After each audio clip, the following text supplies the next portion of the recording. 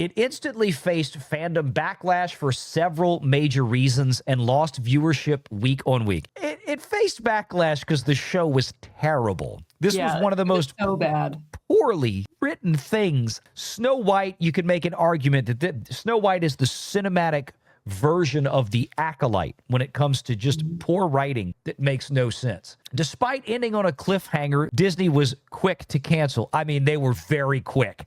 They announced it a month later. That means that they had made the decision to cancel it way before, probably even before the series finished ending.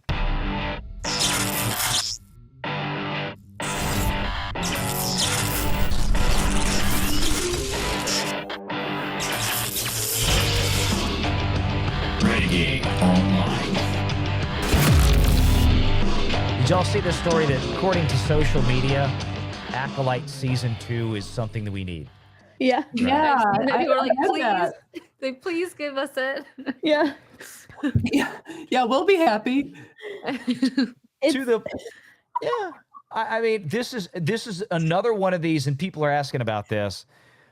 And I've talked about some of this in the past. This is all based on crap data. This is purely crap data. It goes into what I was just saying about Snow White.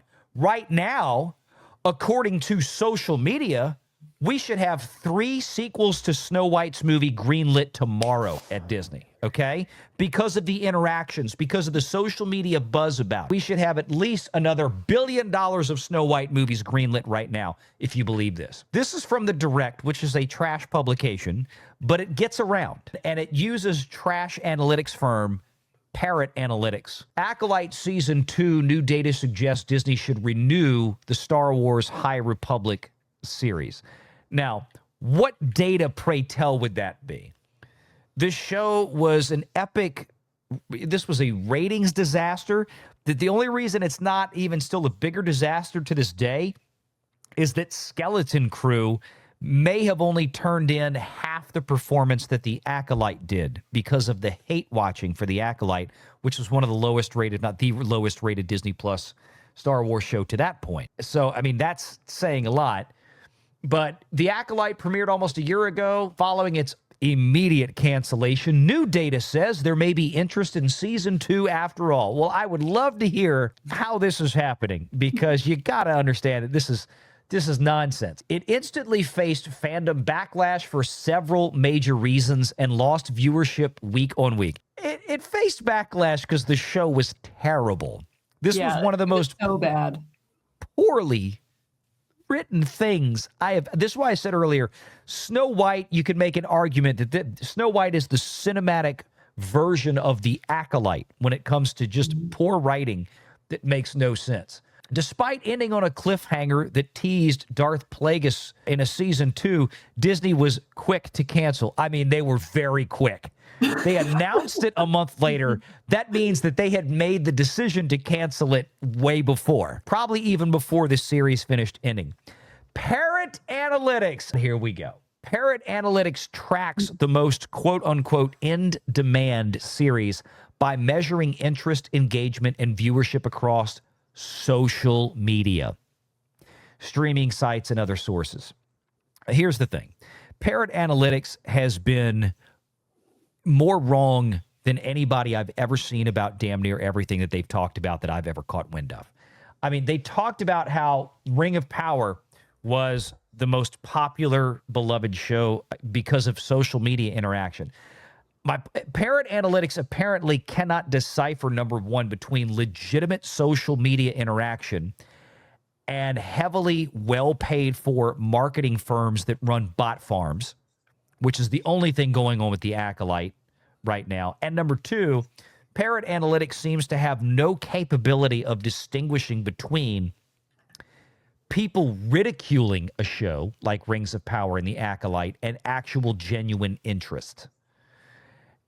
And of course, social media posts don't pay bills. Viewership does. And this show had no viewership to justify its $300 million budget, or production expense. So I saw this and I'm like, I've actually got to go back and address Acolyte stuff again, but this is too funny and it's so stupid. I don't know. What did y'all think when y'all saw this?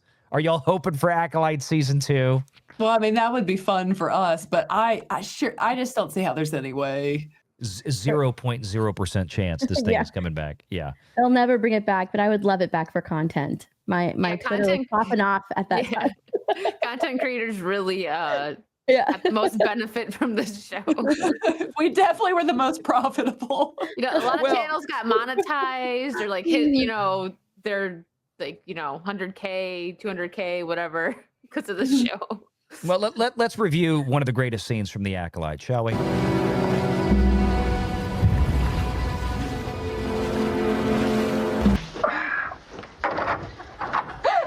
Oh my God.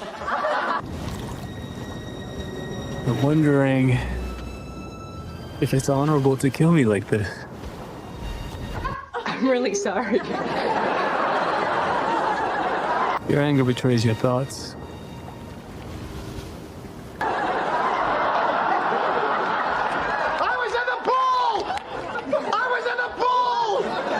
Do women know about shrinkage? What do you mean, like laundry?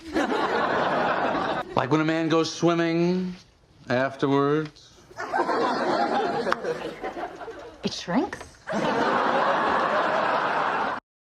Everybody will have fond memories of The Acolyte for that. And look, another reason that season 2 would be so great is because I would really feel bad if all of the closeted black nerds that have felt unsafe for so many years wouldn't have another shot. To be in any way, shape, or form a part of the wave that is ushering in inclusion and safety for Black nerds. it's my dream come true. In my world, nerds are gay. Honestly, it's still got to be Rachel, but damn, Amanda Stenberg gives Rachel Ziegler a run for her money and being the most insufferable, obnoxious, spoiled, rotten brat. At least she took the time to give us that banger, though. Yeah, can you imagine if Rachel Zegler came out with a diss track? Yeah. Oh my god. Oh, yeah. We need the Rachel Ziegler discourse song. Oh. So bad. But don't. We need those safe spaces for black. Bulletproof windows. Troll safe doors. My safe space. How's nice? What would you say you do here? I give up with this. Make sure you're subscribed to Valiant Renegade and join us every Sunday at 6 p.m. Eastern for the live show.